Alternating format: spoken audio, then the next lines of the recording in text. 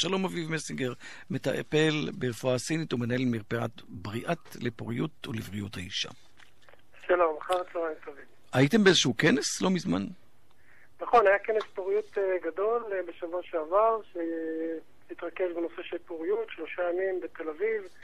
היה כנס מרתק, ושם גם הצגתי באמת, כמו שאמרת, את התרומה של הרפואה הסינית לתהליכי הפריון.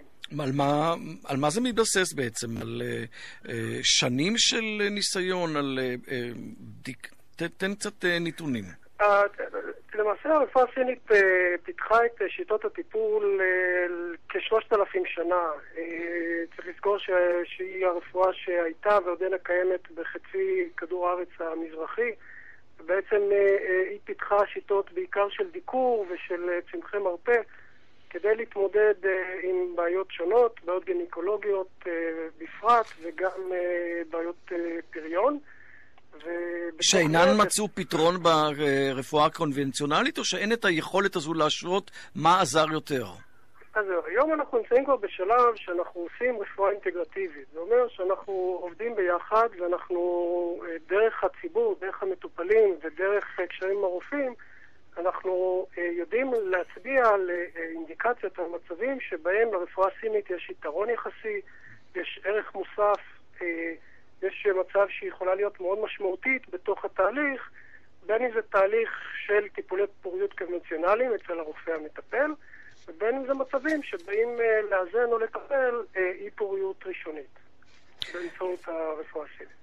אז בכל מקרה, הסיפור שלכם, כפי שאני לפחות הבנתי, שהסיוע בעצם המשמעותי ביותר זה בקליטת העובר, שבעצם בכך יכולתם, בעצם הייתה לפחות את היכולת להוכיח שהדיקור הסיני כן עזר.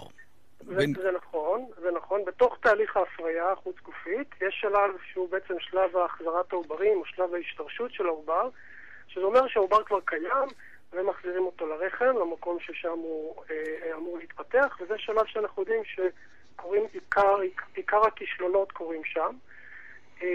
ופה גם הניסיון הקליני וגם מחקרים הראו שהדיקור הסיני, כשהוא נעשה בסמוך להחזרת העוברים, יכול לשפר את סיכויי ההיריון.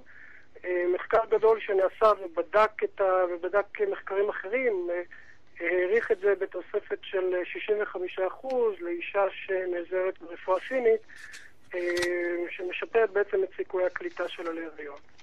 וזה אחד המצבים הראשונים שבעצם הרפואה הסינית הוכחה גם מבחינה מחקרית כעוזרת ומסייעת לטיפולי הפוריות. באיזו מידה מחקרים כאלה מסייעים לכם בעצם לשכנע אנשים שכל הרפואה האלטרנטיבית היא לא הכוס התה שלהם, בדיוק לנסות את הדברים שאתם מציעים? באיזו מידה הכנס הזה בעצם מציע יותר את הידע לאנשים ששייכים לברנז'ה, כדי שיוכלו בעצם יותר לעשות את עבודתם בצורה יותר מהימנה? קודם כל אנחנו יודעים שקיים שימוש נרחב ברפואה משלימה בכלל וברפואה סינית בפרט בטיפולי פריון. זאת אומרת, הציבור שצריך את טיפולי הפריון, הוא כבר בעצם הרבה ממנו, שוב, סקרים שונים מעריכים בין 30-60% ממטופלי הפריון פונים לרפואה משלימה בכלל, ובתוך זה לרפואה סינית בפרט כטכניקה עיקרית.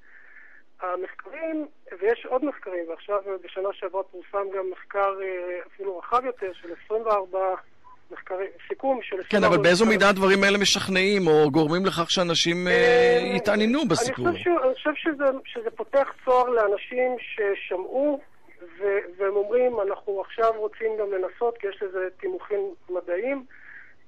אנחנו יודעים מתוך הניסיון שיש את אלה שמשוכנעים מראש ויש את אלה שמתנגדים מראש, ולאלה וגם אלה המחקרים לא כך יזיזו, אבל לאנשים שפתוחים ורוצים לקבל עוד סיוע ורוצים להיעזר ושמעו ולא בטוחים, אין ספק שמחקרים קליניים ברמה מאוד גבוהה שתומכים בעילות של הרפואה הסינית עוזרים לקבל החלטה לגשת לטיפול ולעזר. אביב מסינגר, מטפל ברפואה הסינית ומנהל מרפאת בריאת לפוריות ולבריאות האישה.